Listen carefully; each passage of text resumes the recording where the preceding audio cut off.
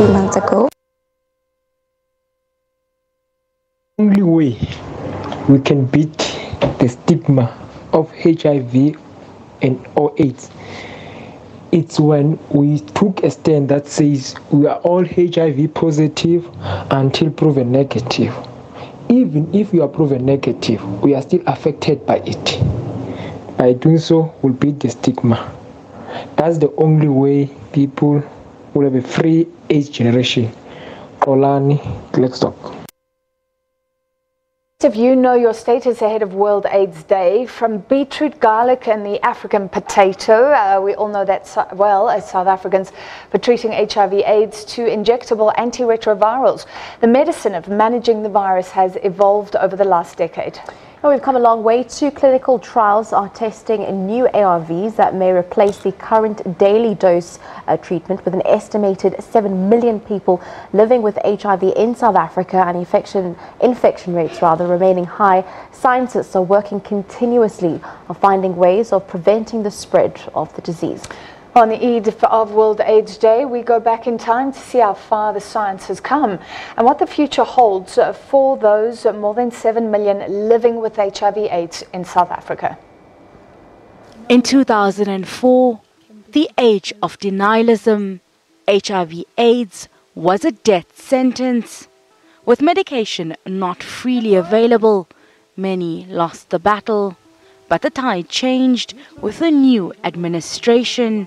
Since 2008-2009, South Africa mounted a significant program to deal with the HIV epidemic. And that, of course, follows on what's called the age of denialism. Anti-retrovirals became widely available. There's been a dramatic change, I think. I think it's an opportunity. It gives life, if you like. So when we look at all the comorbidities that we saw perhaps before 2004, that has certainly changed. So people can live virtually a normal life. For the 5 million South Africans who take ARVs daily, this new medication will be welcomed. An injectable, for example, as compared to an oral medication, is much preferable, especially if it's a long-acting injectable. Patients are struggling with coping with taking meds every day. We've got a new drug that's coming out, a new drug combination for treatment of for treatment of HIV, a combination cocktail of antiretrovirals, which is safer and is much more robust, where it doesn't require you to be absolutely, absolutely obsessive about taking the tablet every day.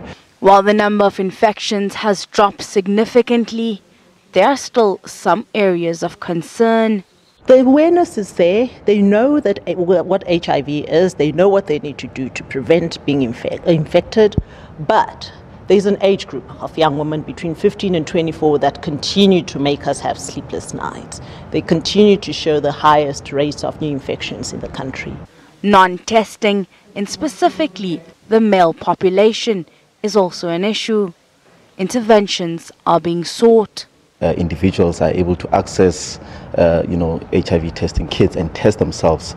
Those are some of the innovative, technologies that we need to bring into the space to ensure that, we reach those under-tested. With the infection rate still high, scientists are constantly looking for ways to stop the spread of the disease.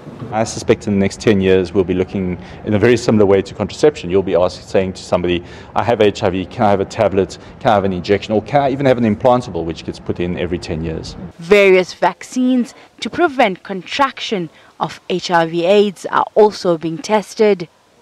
Hasina Gori, SABC News, Johannesburg.